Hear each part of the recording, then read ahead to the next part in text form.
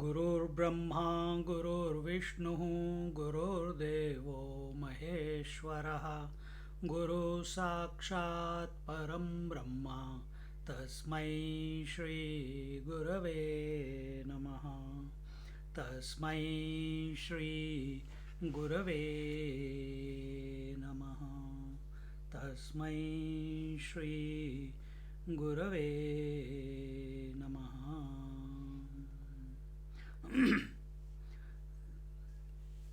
there is a shloka. Oh, sorry, we are in Sri Ramana Gita retreat. I don't know which retreat number it is, but this time we'll be doing starting from the 15th chapter, which is on Shravana Manana Nididhyasana, and most probably we'll enter into the 16th chapter also, which is on Bhakti, devotion. And before we get into the proper chapter, the Dhyana Shloka of this Ramana Gita says, Neelaravinda Suhruda Sadrusham Prasade Tulyam Tatha Mahasitoya Bandhavena Brahmyam Sthitau Tu Pitaram Vatamoolavasam Sansmarayantam Achalantam Anusmaramaha. We remember the one who spreads grace like the friend of the blue lily, the moon, who is bright like the lord of the lotus, the sun, who by his abidance in Brahman state of pure being reminds one of his father under the banyan tree, and who is firm like a rock. And who is this? This is our Bhagwan Ramana Maharishi, whose language was that of silence. And any person who approached him with sincerity, with wanting to resolve the question of life, the question of self, and so forth, his language mainly was that of silence, and yet there were some people to whom he would answer, like this Ramana Gita is a question and answer. Questions by Ganapati Muni, who discovered Ramana Maharishi in the cave, and eventually when he came down, then the question and answers, and he wrote down all of them, the answers, and then he put it into this this beautiful garland of 300 verses spread over 18 chapters. And the entire theme of these chapters are the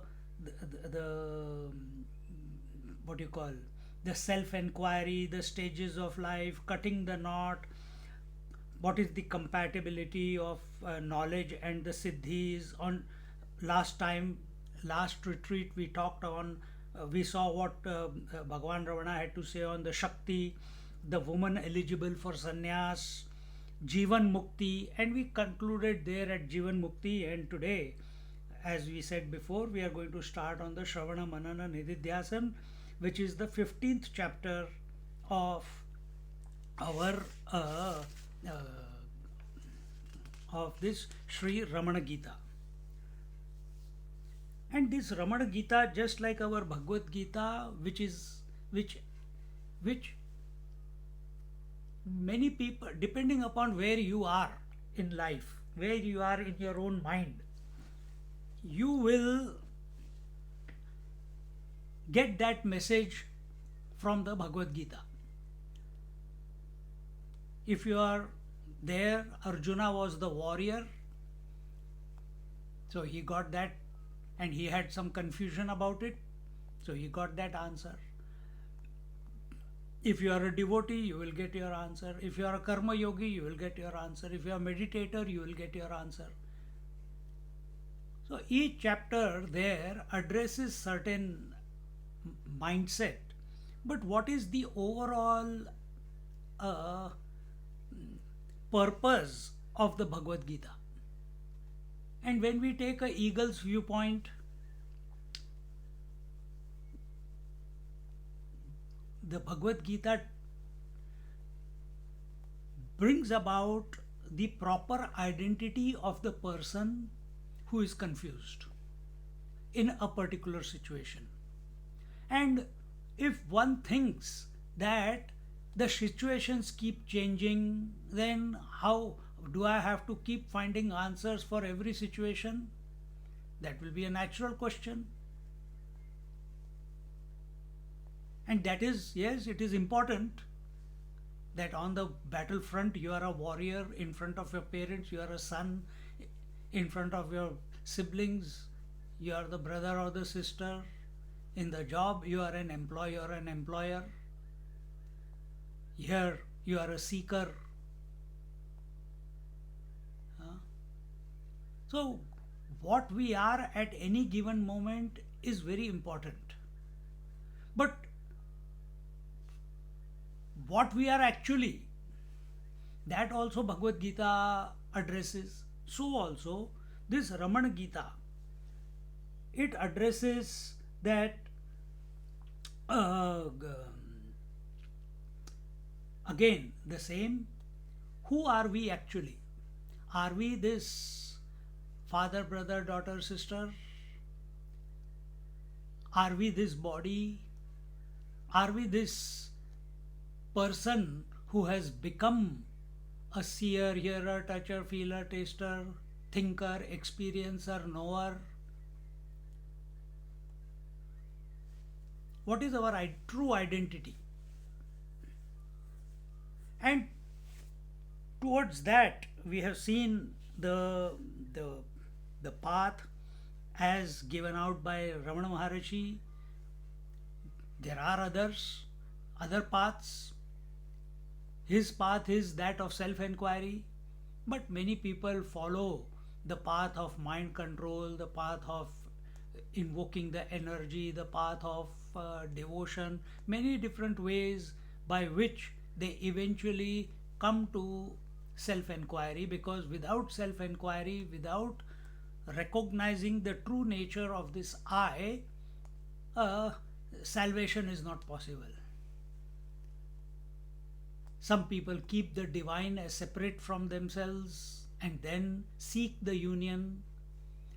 Some people contemplate on that which is without form and without any attributes and then get confused in their own mind. But whichever path you may follow, whether you follow the path of bhakti, whether you follow the path of knowledge, whether you follow the path of the direct path, as Ramana Maharshi says, the direct path to the I. Straight away go to the source, ask the question, who is this I, who am I, and come to the right conclusion. And what is the right conclusion? A conclusionless conclusion. What is that conclusionless conclusion? Therein, all relativity as we know it right now, even though it is perceived, one is nowhere enslaved by it. For he has recognized that he is the essence of everything. I am using this word everything. Abiding in the essence as the essence, there is nothing called everything after that. Everything is the self. And this is very important point This is our natural state. Why natural state? Because it is always yours, it is always your own, it is nothing to be gained from outside. Like if I'm thirsty, I want water, I'll pick up a cup and satiate my thirst. But when I'm searching, seeking, inquiring into the I am me, then what am I searching for? I'm making myself available or seeking the true nature of the I. And why I have to seek the true nature of the I? Because you are unhappy, because we are disturbed, because we have doubts, because we can't uh, work out why the world is in this state.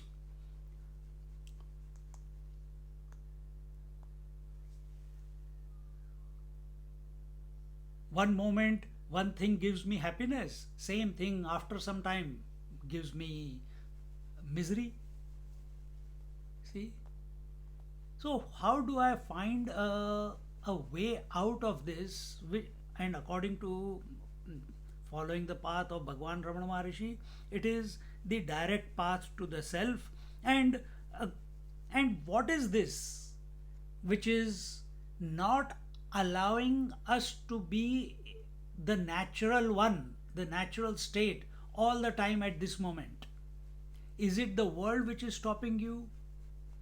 Is it the relations who are stopping you? Are the objects of the world an impediment in you being yourself? Is it the roles that you are playing in life? Are they an impediment in you being you? Because even when the roles are being played, when the world is seen, heard, touched, felt, smelt, etc., you are always there. So, where has it gone wrong? Why do I need to reveal myself? Or how do I reveal myself? And towards that, the, the self enquiry is initiated. And we saw in Vivek Chudamani few months ago, when we are doing it on Wednesdays, the basic requirement. What was it? The qualifications. The qualifications were Vivek, Vairagya, Shatka Sampatti, and Mumukshutvam. Vivek was discrimination between the, the truth and the untruth, between the real and the unreal, between that which is permanently existing and that which is temporarily existing, that which is infinite versus that which is finite. That was discrimination. When we start doing that, by grace of God, wherever, however, then Vairagya. Vairagya means dispassion. The interest in the world starts reducing. We are not against living in this world, but we are not head over heels with regards to the world, seeking solutions, happiness, peace, tranquility. It has clicked to us that the answer will come only by coming to the self that I am. And therefore, as long as I keep interacting with the world, till then the mind is activated. Now I have this mind, either it can go towards the self as Raman Maharishi guides us, or it can go towards the world. It has got two ways, outward and inward. Then what is spiritual journey? Spiritual journey is wherein a seeker has stopped his or reduced, initially it will be only reduced, reduction of involvement in the world and introduction of involvement in the self, which is within, which is the source of the mind, which is the without which the mind cannot function. Does this reduction of or dispassion of involvement in the world mean that I have to run away from the world? Does it mean that I have to go into the Himalayas? Does it mean that I have to go and get involved in some organization? Does it mean that I have to start doing prayers and pujas and this and that? You can, depending upon what your mindset is and what your fears are and what your aspirations are. That alone will become your reality, that alone will become your experience. But this, out of his grace, this great Bhagwan Ramana Maharishi, so that we do not get caught up in the bylanes of spirituality, in the name of spirituality, he suggests to us the direct path. The direct path. And to come to this direct path, again we go back to Vivek Chudamani. Once you have known intellectually that you are seeking the truth, you are not disturbed by the world, but every now and then the world keeps coming and demanding attention by way of desires, by way of involvement, association, memories. Then towards that, Vivek Chudamani said, practice Shama, Dama, Uparama, Titiksha, Shraddha, Samadhan. Meaning what? Shama was control of your mind, Dama was control of your senses, Uparama is the disposition wherein the mind, even if the senses are open, is not leaking out. It is comfortable within itself.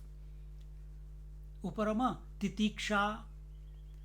Titiksha is enduring the various challenges that the life at the physical, mental, intellectual level is throwing at us, joyfully, cheerfully, without complaint, without reaction.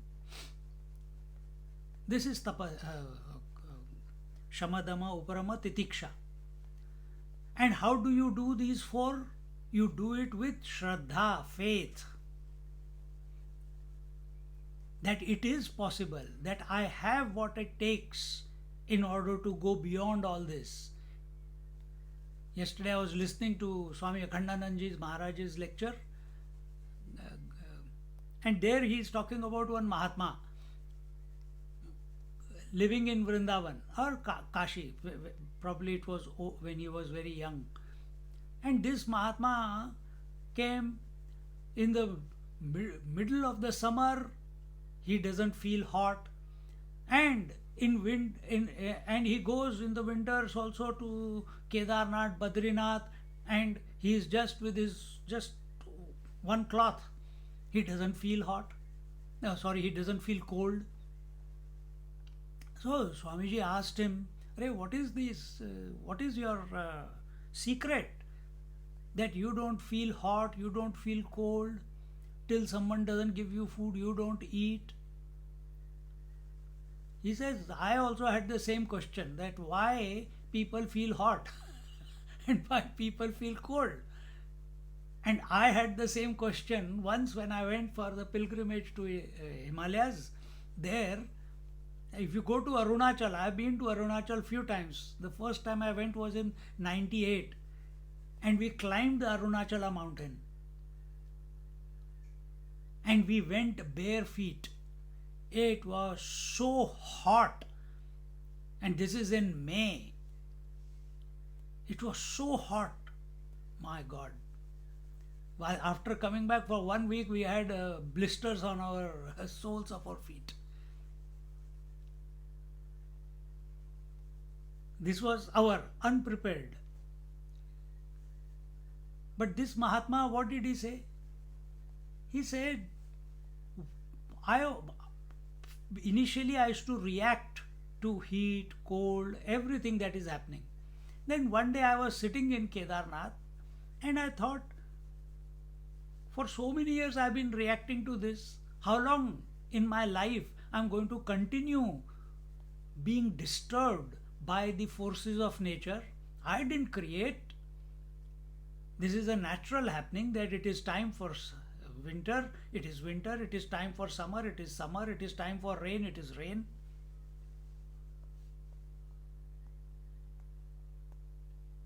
And then, by grace of God, that day, when I was inquiring into this, trying to find a solution, suddenly it clicked that all these have validity as long as I am thinking. As long as I am thinking. And when I am thinking about them, then my question, and how do I think? I think with the mind. Then this master said to Akhandanandji, then I thought that mind is thinking, mind is working, mind is thinking thoughts because of whom? And very quickly I came to be abiding in the essence. And from there, I started seeing. Initially it was a conviction, then eventually it became a natural. Initially what? That if this self, without this self, or this self alone is expressing as the mind alone is expressing as the senses alone are illuminating all the objects of the world and experiences of the world, then it is the self alone which is everything. Then how can I get hot and how can I get cold? And from that moment onwards, my mind's reaction to whatever the world throws at me became null and void, zero. Isn't it true in our experience that our eyes are illuminating all the colors and forms? But are the eyes affected? Are the eyes attached to any damn thing in this world? No. We say, no, eyes are not attached, ears are not attached to sounds. That's why you are hearing the whole lecture. One word after another word, it's coming and bombarding your eardrum. And this going on. So senses are not attached, are not hooked on to whatever they are illuminating. And if we say that it is the mind which is attached, let's come to the mind. Is the mind, what is mind doing? Mind is thinking thoughts. So within the womb of the mind, I'm just using this terminology, nothing like that. Within the mind, one thought after another thought is coming and going. So is mind attached to any thought? If it was attached, then it will not allow other thoughts to come and express. So mind is also not attached. Then who is attached? Self is also not attached. Lord is also not attached. But I feel I am attached, that I have to listen, that I am a seeker, that I have to inquire, that I have to come to know, that I am miserable. Then who is attached? Who is miserable? Who is the seeker? Who is this fellow who has become someone and superimposed this misery and this identification and this finitude on himself, and then crying foul that save me, I need to liberate. When we, instead of doing all any other sadhana at the level of body, mind, etc., here he says straight away come to find this fellow. The moment you start looking for this fellow will vanish, and in its place the real one will reveal himself.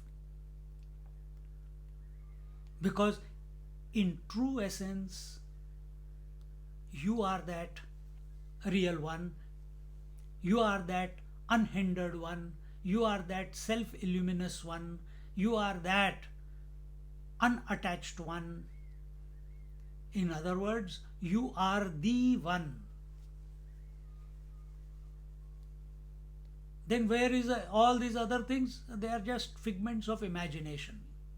Where is this seeker? He is existing in his own absence. All the seeker, the hearer, the toucher, the feeler, the experiencer, the knower, the waker, the dreamer, the sleeper, all these erring personalities which express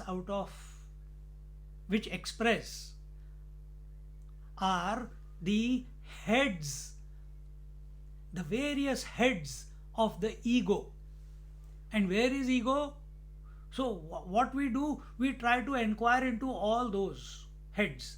Each of that head has his own miseries, has his own challenges, has his own successes and failures. But can all these heads, who is the owner of all this? That is the ego. And that is what our Bhagwan Ramana Maharshi goes into inquiring. Find out who is this I. Because right now I am saying I am speaking, you are saying I am hearing. Who is this I?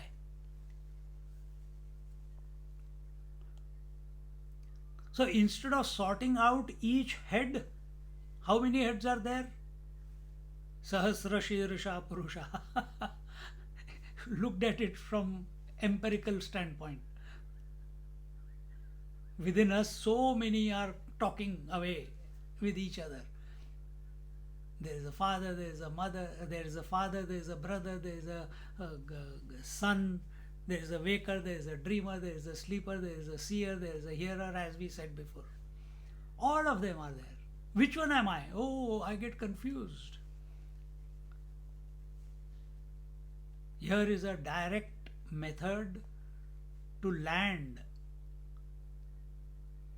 in yourself as yourself. And that is the path of self-inquiry that is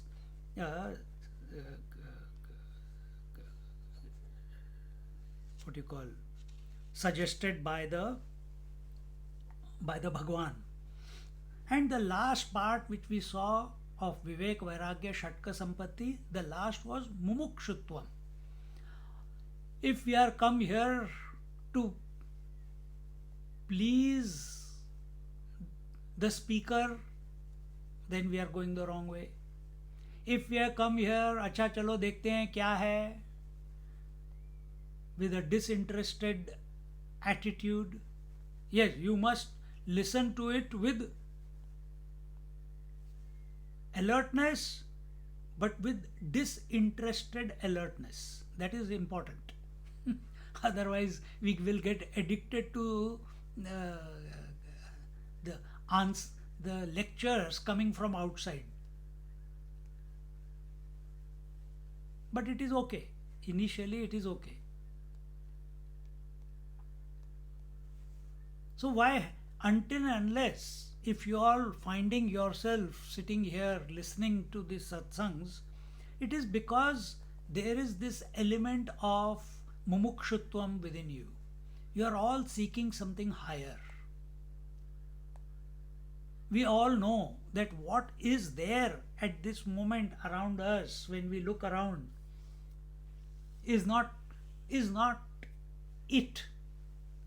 There is something higher to pursue.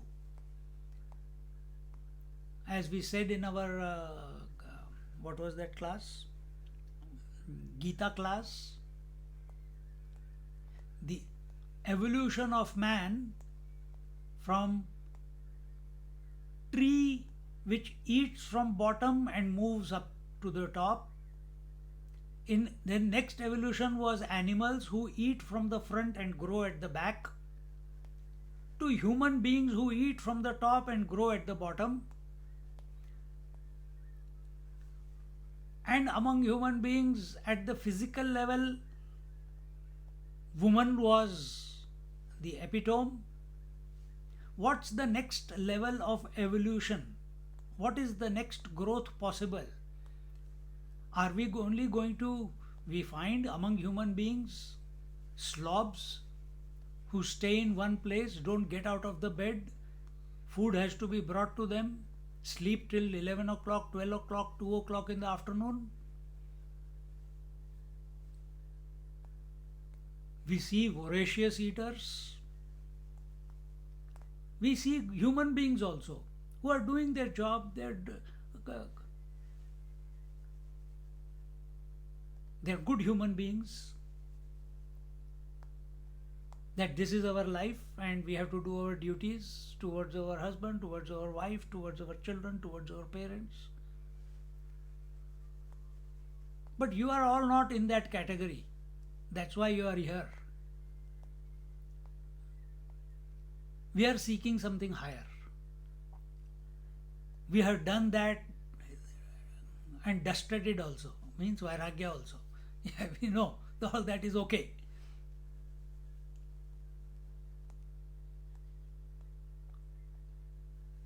I want to explore. They talk about this somewhere, sometime in your journey of life. Each one of us maybe heard something, maybe read something, maybe due to our past life impressions. May God's grace. The enquiry has begun, the seeking has begun. Seek, and we are seeking that unknowable, and yet it is knowable. Unknowable from the mind's point of view, knowable because it is our natural state. How can we not know it? But we want right now that it is there, that goal is there and it is worthy of pursuit. I am interested in it. I am seeking it. I want to be it. It's only at the intellectual level. We haven't had the direct experience of it. Aparoksha anubhuti.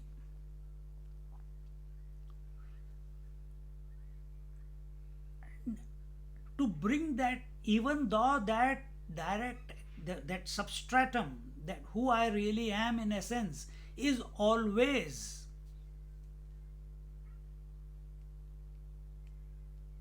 but I have not come to recognize that as my true identity forever and ever and ever. Well, from that self's point of view, there is no ever, because it is beyond the conditioning of space, time, and objectivity. It is beyond all becoming. It is supporting all the becoming. Ramana Maharishi was in the ashram. His mother was there with him. His brother was there with him. If the mother comes, he will be the son only. But did that corrupt his abidance in the self as the self? No. If the brother came and he said Dada or Anna or whatever, big brother or younger brother, I don't know. Yeah, younger brother. Did that become, oh, we should not have the relationships? Yes, but now mother is there in front. How can you not be the son?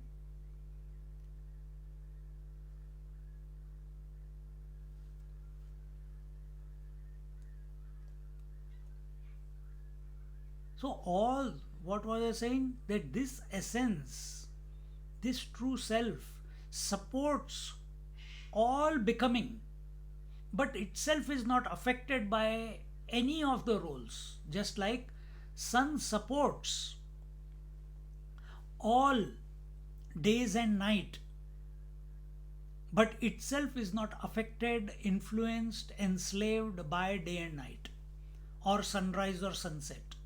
Just like the sky supports the rainbow or the blueness of the sky, but itself is not enslaved, corrupted, attached by the blueness of the sky or the rainbow that appears in the sky. Just like the sky supports the clouds and the precipitation, but the sky does not get wet. Same way, this essence that we are, the true self that we are, in which our Bhagwan Ramana Maharishi is abiding continuously, that is our true nature. In spite of all that is getting expressed, the various roles, the hunger, thirst, waking, dream, sleep, seeing, hearing, touching, feeling, tasting, thinking, everything will go on. Right now, we become that. We have to stop becoming and be. Becoming changes. For one moment you have become the father, next moment you have become the brother, next moment you have become the husband, next moment you have become the friend. So becoming is specific, being is non-specific. And we have to recognize that we are that. And towards that, now, as we saw in our, with this bit of, where are we?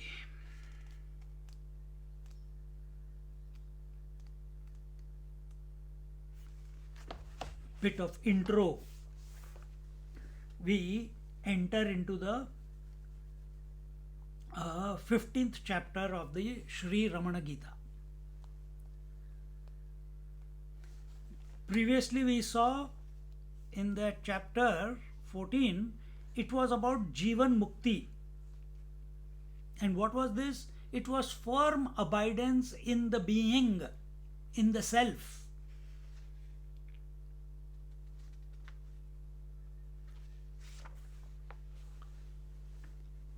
And the first verse itself says in the 14th chapter, unaffected by scriptural or worldly ideas.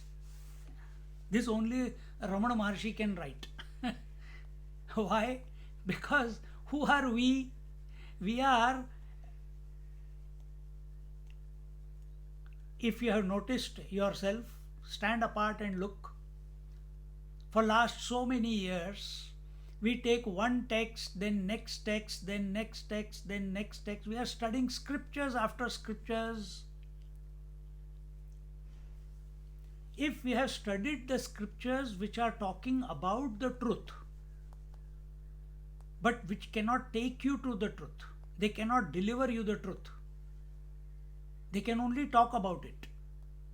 Worldly experiences, forget it. They can never. But within that world, there is something called scriptures, which is also part of that world. And those scriptures are nothing but words. Words are in your mind. And the Upanishadic statement says, aprapya manasasaha, that mind can never comprehend that which is its source. It is true that the effect can never come to know the source.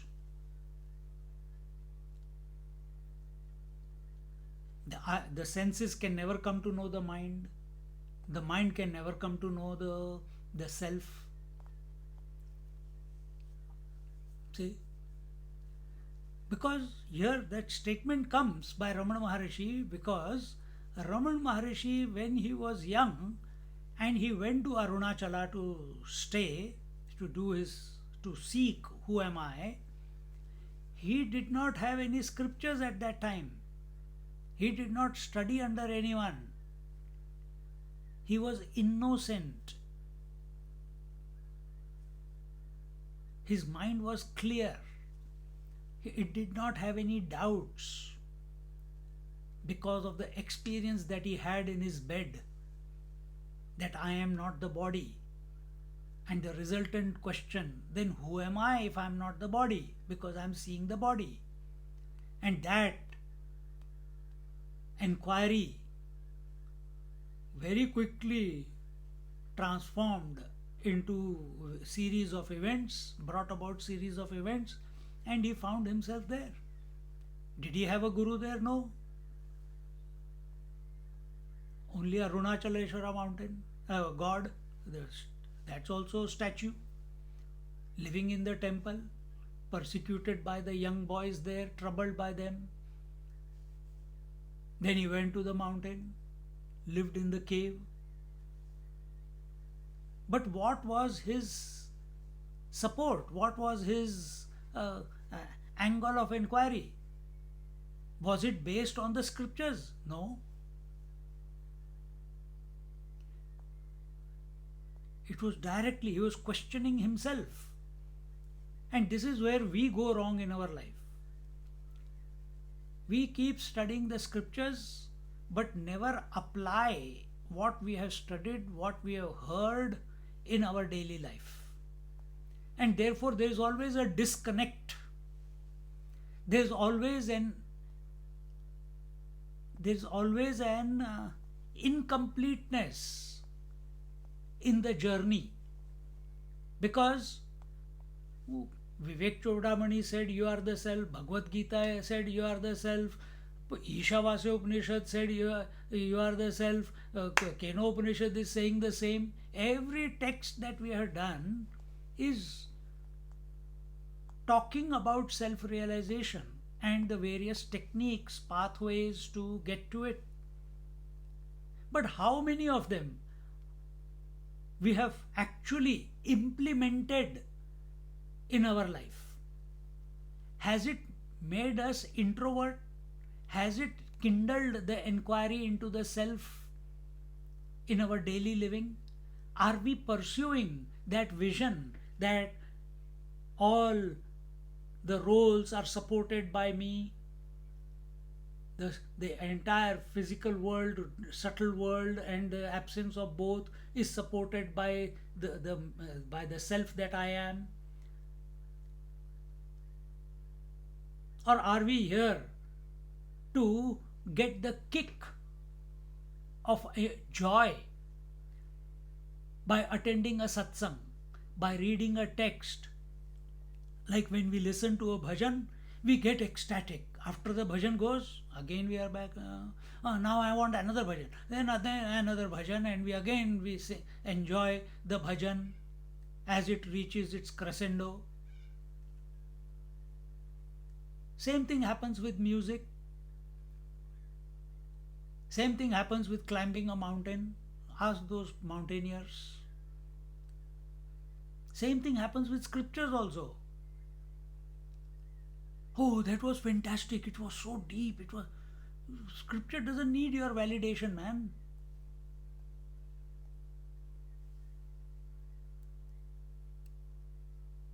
Then has it ever come to our mind?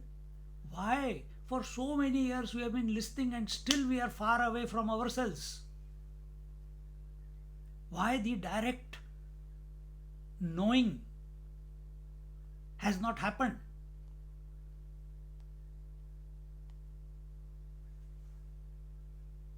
Why am I still living as a person? Why do I still have the eye of differences? If scriptures are again and again roaring that you are the homogeneous one, there is nothing outside of you, then why am I not even getting an iota of experience of that? At least a glimpse. Because if I get a glimpse, then it will become a unstoppable journey.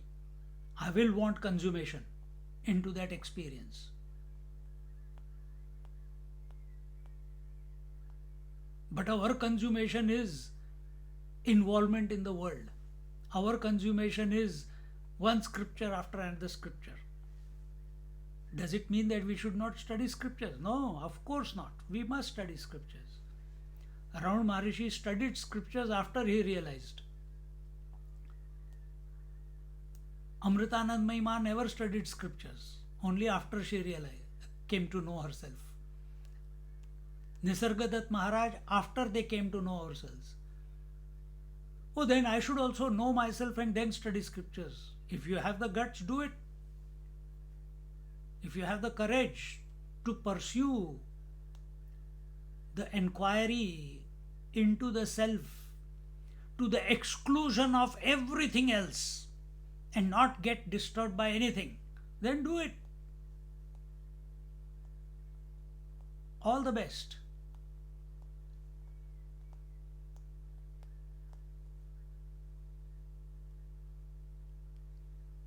So, just like involvement in the world leaves subconscious impressions because we interact with it. Put your audio off, please, whoever it is.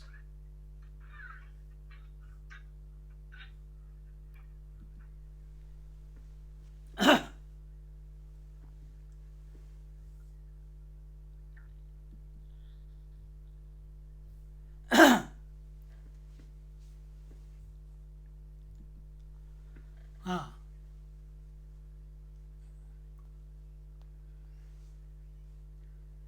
So just as, where was I? Got distracted there.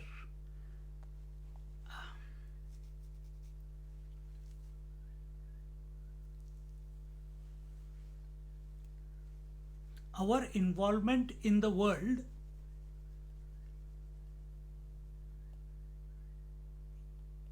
is because we take the world to be real.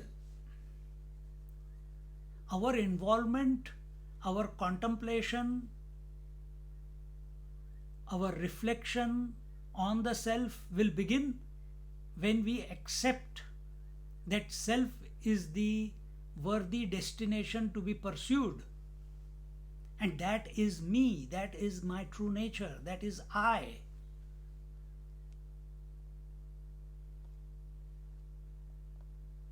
And not get addicted to the scriptures, to the lectures, either listening or giving. Both is the same. Not addicted to it.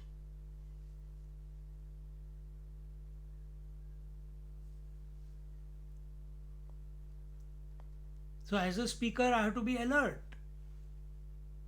that am I saying all this to improve someone, or is it improving the mind from which all these words are? Mind is reminding itself through gross speech.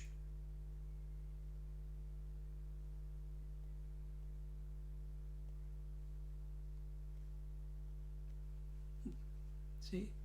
And same way, there when you where you are listening, what is your disposition at this moment? Am I the speaker or speaking is happening?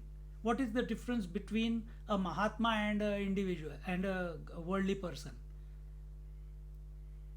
Worldly person, I am a speaker, you are the listener. Mahatma, speaking is happening without becoming a speaker. Seeing is happening without becoming a seer. Because remember, speaker, seeker, seer, hearer, all together was ego. Ego was expressing in that way. So what is this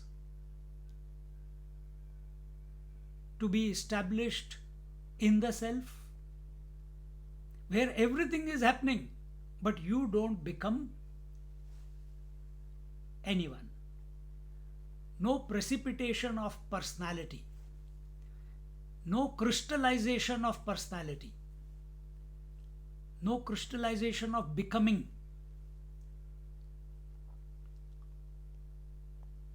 So now, Panchadashodhyayah Shravana Manana Nididhyasana Nirupanam. This is the chapter on Shravana, listening, Manana, reflection, Nididhyasana, contemplation, and explanation on that. I think it's almost time. We'll do one or two verses and then conclude.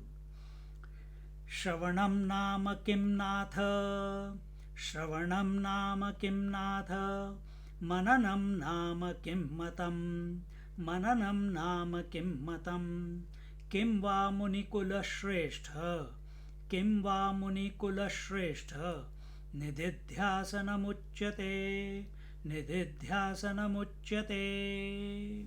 Together, Shravanam nama kim natha, Mananam nama kim matam, Kim va munikula shrestha, Nididhyasanamuchyate. If anyone doesn't have these verses, because we gave the books out in one of the retreats, after that we don't have any more stock. But if anyone wants, just SMS me and I can just take a photograph and send it to you. So what does this? Shravana nama kim natha, Mananam nama kim matam. Here it says, O Lord, the best in the line of sages. What is meant by Shravana? Shravana nama kim? Natha means Lord, Jagannatha, Badrinatha, Kedarnatha. Some places, some houses, the wives also call their husbands Natha. Oh Lord. Don't cringe. It is for, as much as a wife must look for the Lord in the husband, the Lord also must look for the Devi in the wife. Then it is a worthy relationship. So, Shravanam nama kim natha, O Nath, O Lord, what is the meaning of Shravanam? Mananam nama kim matam. And what is meant by Mananam? We know from Vivek Chudamani, Shravanam means listening or hearing, we'll explain. Then Mananam is reflection. And what was reflection? Again, when the topic comes, I'll explain. And Nididhyasanam is contemplation. So, what are these three terms? What do they actually mean? Because we have studied enough scriptures. We have come to know whatever the scriptures are saying, what the Upanishads are saying, what the Adi Shankaracharya is saying, what Ved Vyasji Maharaj is saying, what Bhagavad Gita is saying. We have studied all that. But what is your take on all these three? See? Because, see, when we are listening to Amrit Anubhav, which is the experience of realization of Jnaneshwar Maharaj, his approach, the words that come out of him,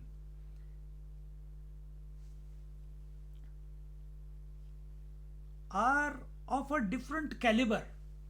He is not allowing the mind to get caught up in any concept, any idea, and yet express what requires to be expressed.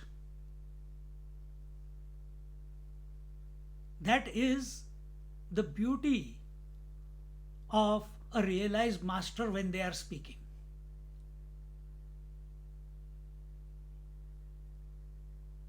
And that is why it is said that we must approach a person who is established in himself, Shrotriya Brahmanist. Because not only will that person be confirming that this what scriptures are saying is true because he has experienced it. He is not coming from his intellectual assessment of the scripture. He is not coming from conviction. He is not coming just merely from faith, which is blind. He is coming from direct experience. That is the difference.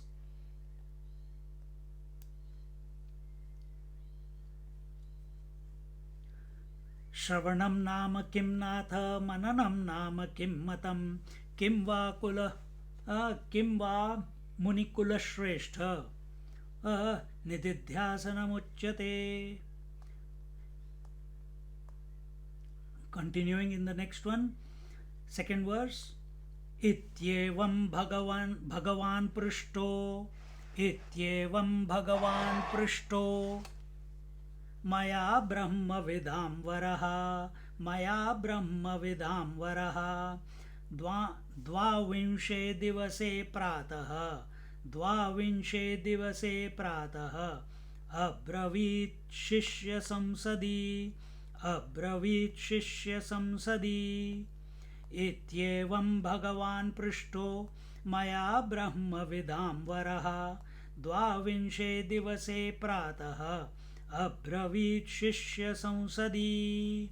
Thus questioned by me, who is saying? Ganapati Muniji is saying, who was himself a great scholar of the Vedas.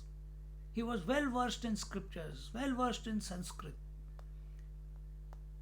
full of himself that I am an Acharya, I am a Vedacharya. But when he came across Ravana Maharishi, a young fellow, younger than him probably,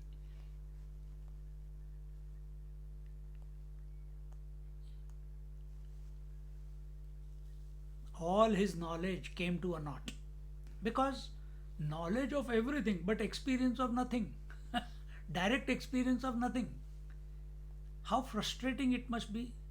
I think me, you all are in that position right now. That we have studied so much, that we have talked so much, that we have listened so much, that we have pursued so much, we have done this practice, that practice. Then why is it not gelling together?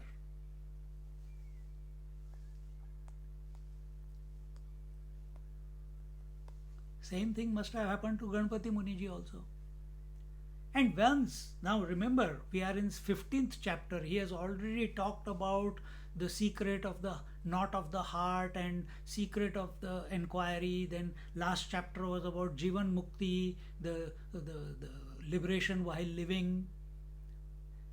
And once you are in an interaction with a realized master, it never satiates one. And therefore,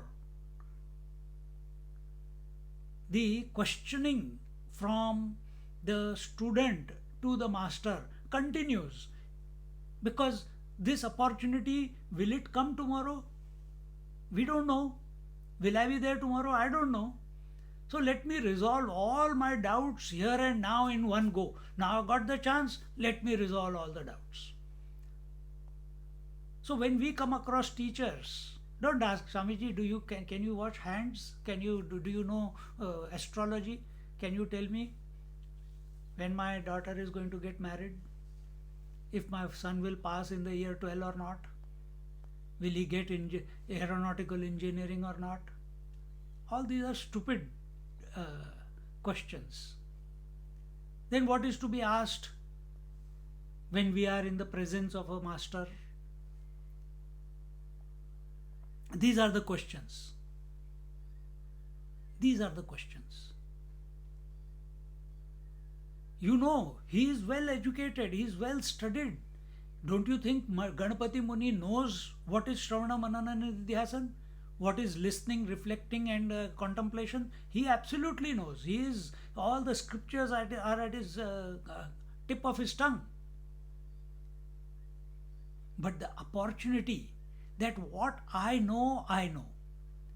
But how does a one who is established look at the same thing? This curiosity,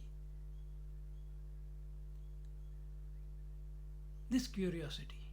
Don't we ask opinion from each other? Hey, what is your opinion of the present state of world affairs? As if you don't know, you are also listening the news. Why you have to ask another person?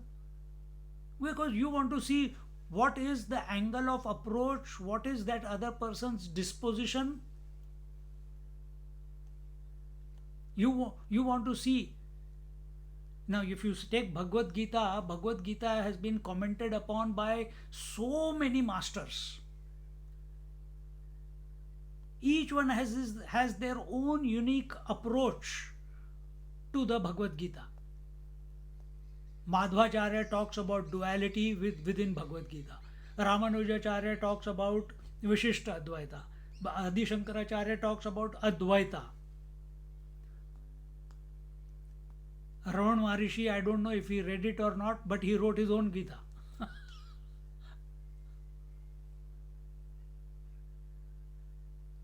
Similarly, there are many other songs. Ram Gita, Lakshman Gita, Ashtavakra Gita.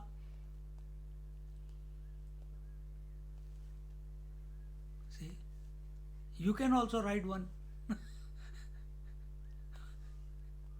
See?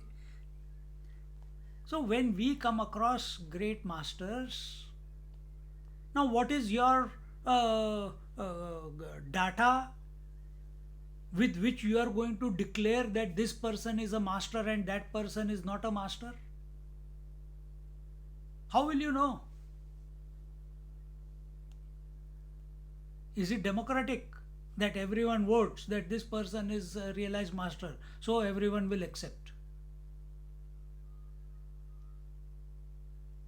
How do we come to know that this person is a sadhu purusha, that this person is a great one?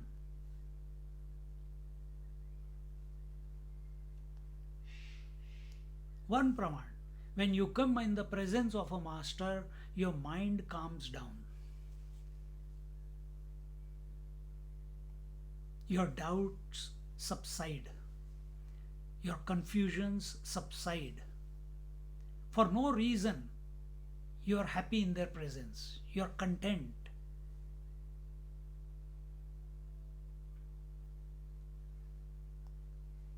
We'll leave it at that and come back to verse number 2 at, what's the time? 10, 11 o'clock we'll come back. So have your breakfast, tea, whatever.